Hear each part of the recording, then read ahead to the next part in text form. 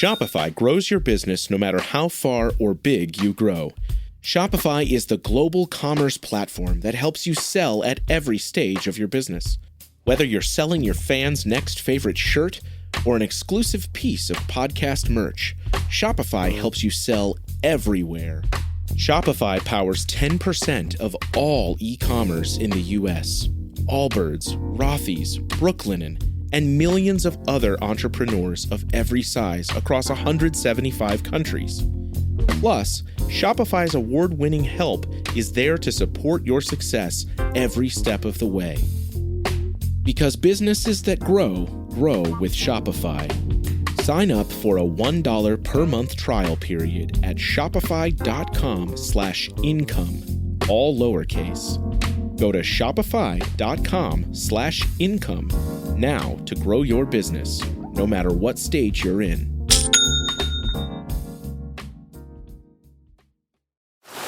On June 7th, inspired by the unbelievable true story of a fake hitman, comes the new movie, Hitman, from Academy Award nominee Richard Linklater. At 96% certified fresh on Rotten Tomatoes, critics are calling Hitman a smart, sexy crime thriller with surprises at every turn. Starring Glenn Powell and Adria Arjona, Hitman, now playing in select theaters and on Netflix June 7th. Rated R.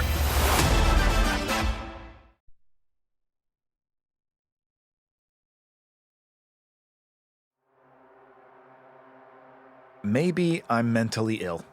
Maybe it's all in my head. But then, why did my siblings and parents see them all too? And why does it feel so different to be out of the house? Hopefully this one put him away for a while, my parents told me. I'm still traumatized to this day. Looking out a window at night still makes me uneasy that someone's on the other side, watching. From Killer Podcasts, true tales of horror, bizarre happenings, unexplainable events. This is Disturbed.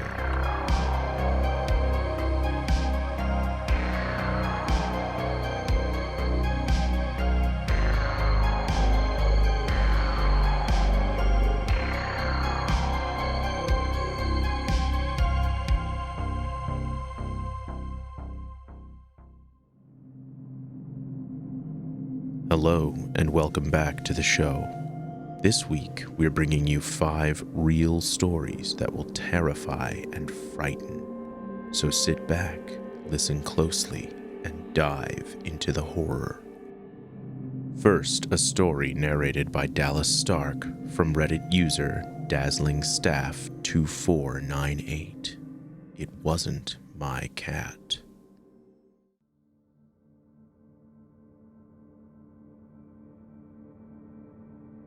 Hello, my name is Alex, and here's my story. At the time that all this occurred, I was in my old bedroom, which was basically one of the smallest rooms in my parents' house. It could only fit a bed, 2 nightstands, and a dresser with a mirror screwed on top, and it was down in the basement.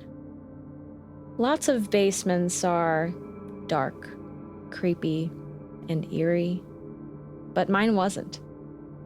My parents made sure to make it as full of life as possible. They painted the walls, installed a gaming room, and tried to make it nice enough to throw a party should we ever want to.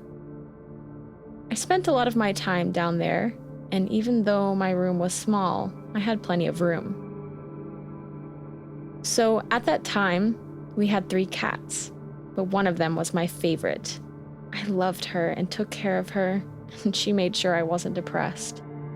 Sometimes we would just let her go outside during the night, and I would let her back inside when she came and scratched at my window. I was an insomniac, and I never slept well. My parents knew about it, so they decided to get some melatonin pills to help me sleep. My window was on the top of my bedroom's wall, which meant my cat didn't need to hop on any type of ledge to scratch with her paws on it from the outside, letting me know that she wanted to get in. It was a night that I decided to take some melatonin pills, which were really effective. So I was nearly asleep and very tired when I heard something scratching on the window above me. I sighed and got up to move my curtains out of the way so I could let her in. But when I opened my window, I heard something move to the side. There were some rocks next to my window, and they shifted as if something was there. I was too sleepy to realize that it wasn't a cat's footsteps that I heard, but a human's. In my sleepy state, I yelled my cat's name and put my hand out of the window to tap on the ground, as such to let my cat know that she could come to get in. That was my mistake.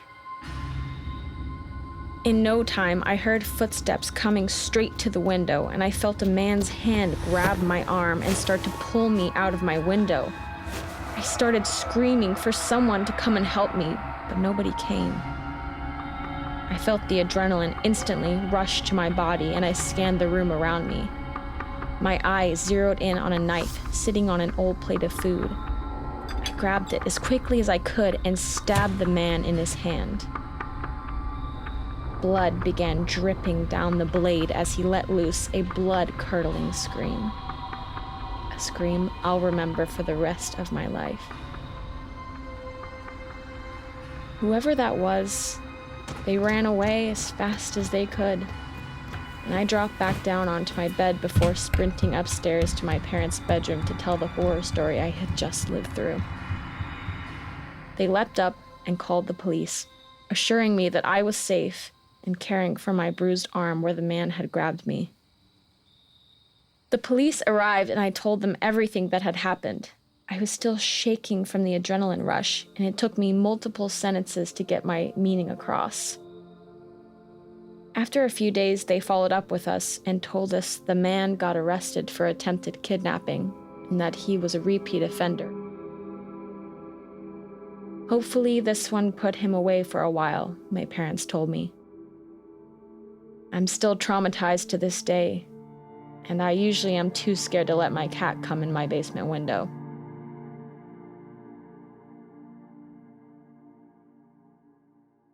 Our next story is told by Gregory James. Every old house has its quirks, just not usually demons. My parents' house is haunted, and it permanently damaged me. Everyone else who has lived in that place feels it too. When the house was built, it was the pinnacle of luxury, in 1674 at least. It's in a little village in northern Germany on a large estate. The house was supposed to be just the servants' quarters, with a large villa nearby for them to work at. Sadly, the construction of the main home was never started in the first place, as money ran out. Only a couple years after it was built, the whole project was abandoned, and this lone home on the property was sold to a local family, and so on and so forth. The last family to own it before my parents lived there was all the way back in the 20s. The father of the family was wealthy and had a lot of money in America. We all know what was happening in Germany in the late 20s, and, well, he shot himself in the head in order to not dishonor his family. That was the end of normalcy for the house. After World War II, the house was taken over by East Germany and repurposed. It housed a kindergarten, a shop, and a government building. After Germany's reunification, it was left empty. That is, until 2001. My parents bought it for very cheap because, well, it was in shambles. It needed a lot of work done, but my folks were up to the challenge and made this house a home, as they say. They provided a lot for us, and we had a lot of good memories from our time together there. My sister moved in with my parents after college because there's just so much room. She's even planning to inherit it someday, so it'll stay in the family. It all sounds like happily ever after, but let's just say the people living under that roof weren't the only people there. It started when I was 5 or 6. I was sleeping alone in my parents' bed one night when suddenly it started shaking violently. I thought that it wasn't real, that the earth must be shaking. Imagine my surprise when I looked around the room and down to the floor and saw the bed floating above the ground. I jumped off it and ran to my parents, but as you can imagine, the bed was back to normal when I showed them. Another day, I was going into my dad's office, where a large clay sculpture of a goat's head hangs on the wall. If memory serves, it came with the house, and my dad thought it was so cool that he kept it on display like that. It always kind of creeped me out. It felt like the eyes followed you around the room. Well, this day in particular, I was alone in the office. I went in there to grab something, who knows what, but I stood there for a moment, just staring at the goat head.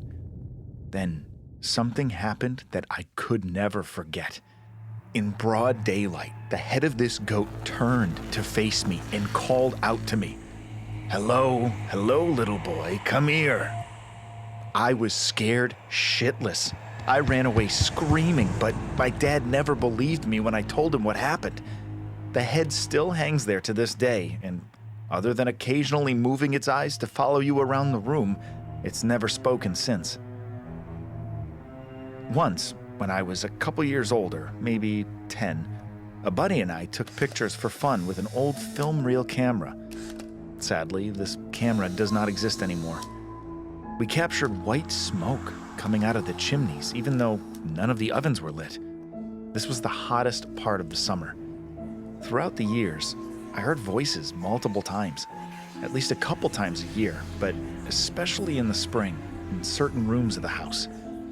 Overall, the house just had an eerie presence. Every time I walked in the house at night, it felt like something was following me. It felt like something was creeping up behind me and I had to run away. Doors would slam, drawers open and close, and more paranormal events. It really started to weigh on my young mind.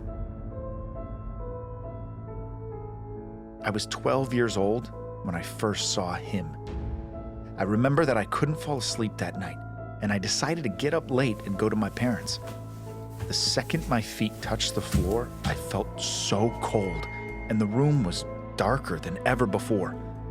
I turned on the lamp above my dresser, but instead of flooding the room with light, only that corner of the room was even visible. I was feeling scared and made my move to get into the hallway to get to my parents' room. After a couple steps down the hallway, I looked back and I wish I didn't. I saw him coming out of the wall, a dark, hooded figure with long, bony fingers. It was the height of a man and floated through the room towards me. It reached after me and opened its mouth, and a horrible wheezing sound filled my ears. I ran for my life and slept with my parents that night. I looked up photos of the man who killed himself in the house, and he struck an eerie resemblance to that specter that came for me that night. I was convinced it was him, and he was still haunting the house where he took his life. That wasn't the last of him, though. As a teenager, I was talking to a girl I liked on the phone and told her the story about the man. Suddenly, the room filled with heavy breathing, and my phone started to stutter. It seems he didn't like what I said. Since my parents were renovating the house themselves, we were constantly shifting around parts of the house as they became livable. For my last couple years in the house, I was in a different bedroom. My parents' room wasn't renovated at the time, so I got to move in before them and the rest of my siblings. I was all alone in a different wing of this massive house.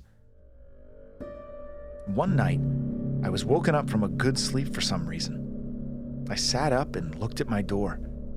Above it were 2 frosted glass panels. Pressed up against the glass were multiple pairs of eyes staring down at me. Then it began. Something was shaking the door and hammering like crazy. In an effort to ward off all these evil spirits in my life, I had actually made myself aware of Norse paganism and had prepared the boundary of my room with runes and prayers. I don't know what made me think to do this, but I stood up and shouted at the door, "Go away! It's just me, you idiot!" After that, everything stopped. It felt like the ghost took me for an intruder, but realized he was mistaken. In fact, for as long as I remember, I saw eyes everywhere in the house. They were looking at me or each other. When there were many eyes, The energy was very bad, and it felt like something was about to happen. After that night, though, the eyes all went away. I moved out a couple years ago, and my life has never been better. I don't see any weird stuff anymore anywhere. The building I live in now is clean, and I burned some sage just to be sure. Maybe I'm mentally ill. Maybe it's all in my head. But then, why did my siblings and parents see them all too? And why does it feel so different to be out of the house? I suppose we can never know for certain, but I know what I felt was real all those years, and it changed me.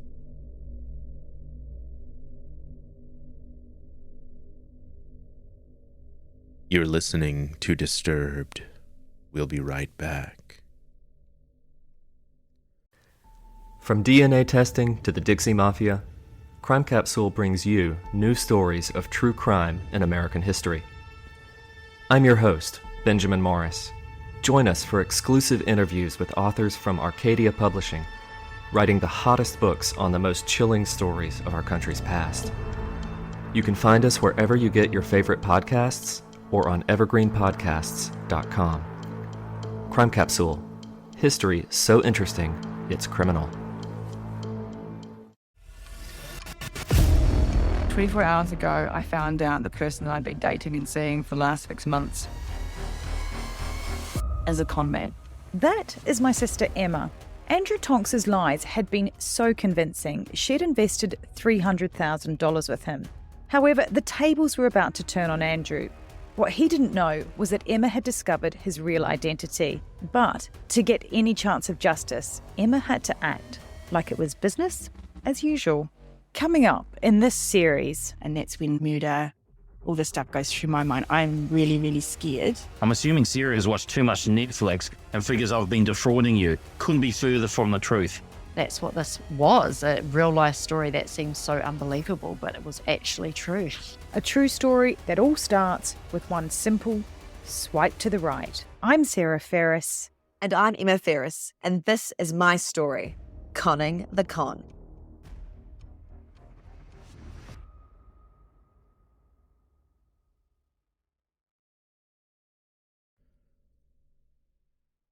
Welcome back to the podcast. This next story comes from Reddit user Rich Cantaloupe 4653 and is narrated by Adam C. Alderson. Some abandoned homes in the middle of the woods are best left that way.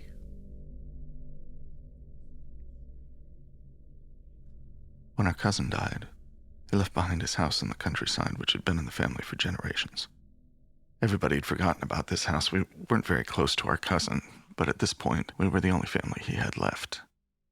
So my parents decided we would go check out the house and see what it looked like. So my mom and dad took me, my younger brother, and our other cousin on an hour drive deep, deep into the woods. When we arrived at the old wooden house, there was a man there fixing the roof. When he saw our car coming down the road, he waved at us and then went back to work. When Dad parked the car, the guy came down from the roof and walked over to us.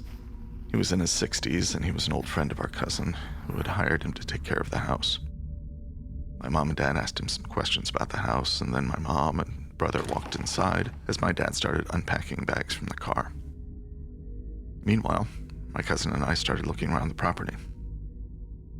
The property was really big. The backyard had a pool with a small waterfall. There was also a pond with ducks in it. When Dad got all the bags into the house, the caretaker gave us a tour. The room that I liked the most was the living room. It was full of old stuff, deer heads on the wall with 2 bolt-action rifles under them, lots of books, even some comics. When it was getting late, my brother and Mom went to sleep while my dad, my cousin, and I stayed in the living room listening to the caretaker tell stories of his childhood friendship with our deceased cousin and all the adventures and trouble they got into. All of a sudden, the caretaker's phone buzzed and we heard the alarm system say motion detected. The caretaker said it was just a deer and started locking all the doors and windows and closing the curtains. He said sometimes animals tried to get in the house to look for food.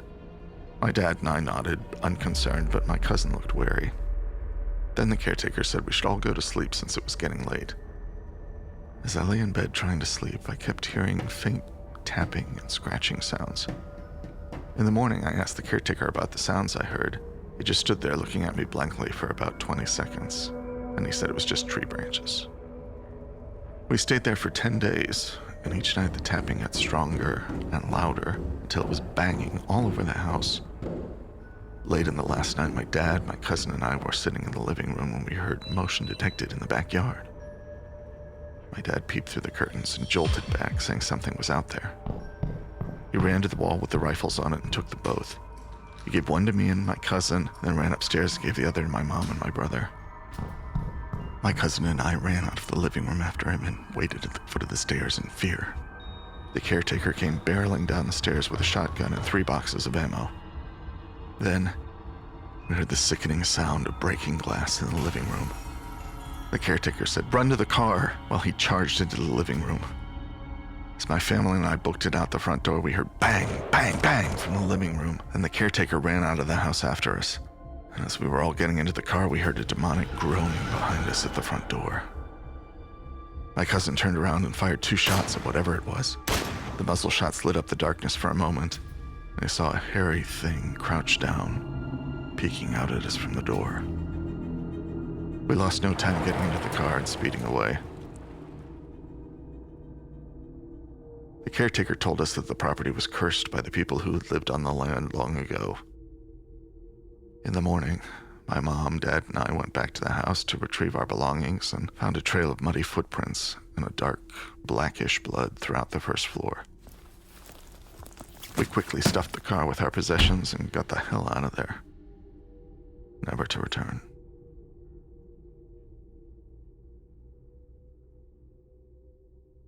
Our next story is an intrusion, an invasion, a reminder that you're never truly safe in this world.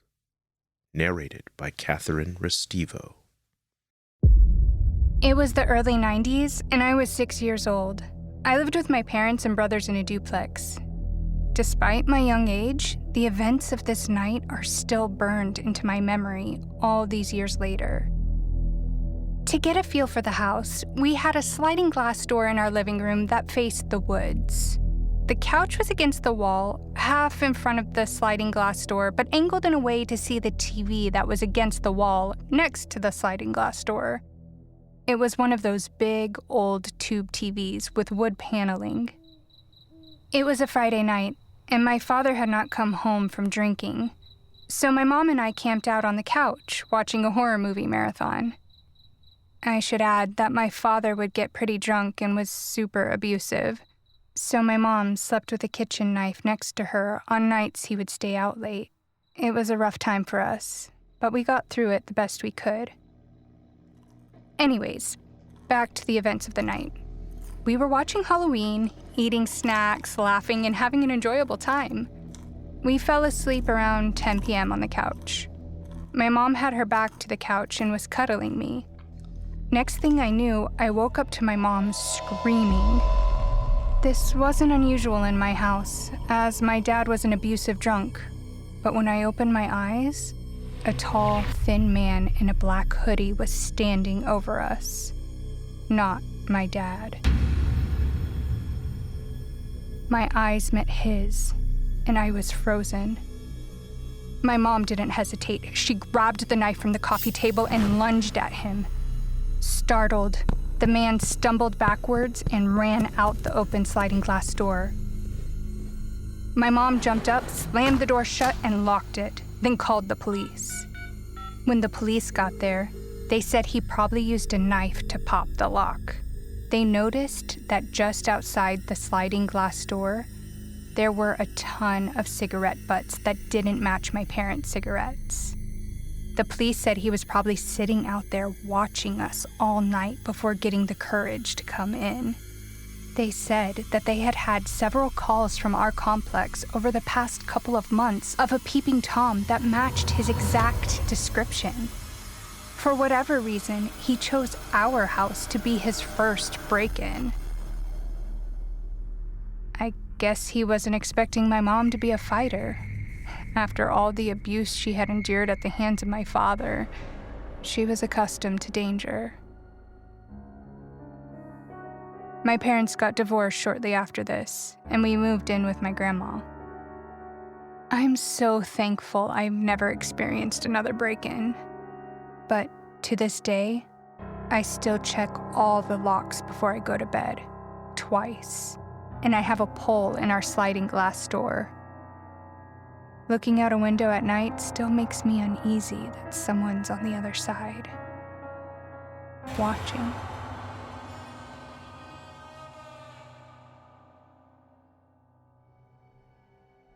Our final story is narrated by Kim Andrews from r/Creepy Encounters about an apartment viewing gone wrong. When I finished uni, I moved back home until I found a job as soon as I could afford to. I set up a profile on the website Spare Room. I was contacted by James, who had a room to rent on the outskirts of the town I worked in. It sounded good, but he wanted to talk on the phone before inviting me to view it. We had a chat one evening, and it turned out we had some things in common. We both enjoyed fitness, particularly swimming, and we were both movie buffs. By the end of the call, it felt like chatting with an old friend, and I was looking forward to meeting him. James didn't specify his age, but I assumed he was in his 20s like me. When I went to view the property, he came out of the house next door to greet me. When he introduced himself as James, I was pretty shocked. He was at least 50, dressed quite conservatively, and looked like he was wearing a hairpiece. If he'd told me on the phone that he was in his early 20s, I wouldn't have questioned it. I went ahead with the viewing, but I'd already decided I didn't want to rent a room from him. I wanted to live with people who were a similar age to me. I was also put off by the house decor, which looked like it hadn't changed since the 80s. When I viewed the bedroom, it looked like it was occupied by a young person. There were several pairs of trainers and a games console. James said that the previous tenant, Mark, was moving to London for work. Coincidentally, my name is Mark too. James invited me to sit in the living room after the house tour. I didn't want to be rude, so I did. He explained that he cared for his elderly mother, who lived next door. Then he started complimenting my style, saying I looked cool. He proceeded to put his hand on my leg, which made me feel very uncomfortable. When he asked if I was interested in the room, I said I had some other properties to view, but would be in touch. I then made my excuses to leave. Everything about him screamed red flag. I just wanted to get out of that house. As soon as I was back in my car, I called my mum to tell her how freaked out I was and that I absolutely would not be living there. James texted me a few days later to ask if I'd thought any more about moving in. I lied and said I'd found somewhere closer to town. I did eventually find something with some other young professionals, which turned out to be great.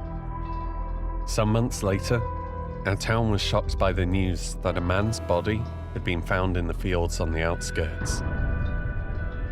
He was later identified as Mark. I didn't think much of that until I saw the murder suspect was his landlord, James. The same James whose house I viewed. I saw him on the news and got instant chills. He was later convicted of Mark's murder.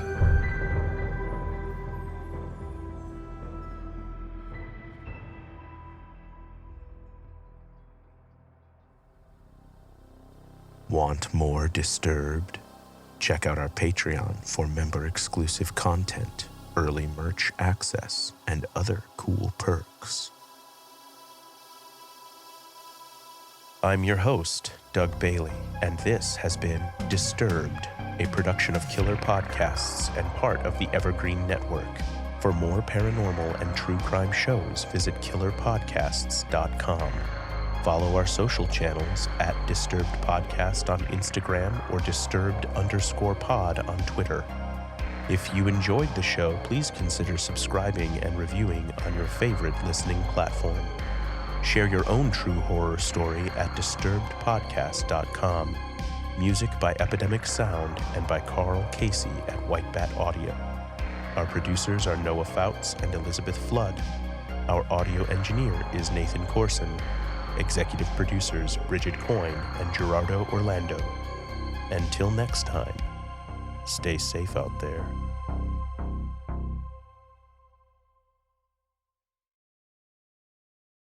Anatomy of an ad. Subconsciously trigger emotions through music. Perfect. Define an opportunity. Imagine talking to millions of people across the U.S. like I am now. Identify a problem. Creating an audio ad is time-consuming. Offer a solution. Utilize cutting-edge AI. Imagine creating all that in under 30 seconds. Well, we did to create this ad. To learn more about AI in the audio industry, download the white paper from audiostack.ai.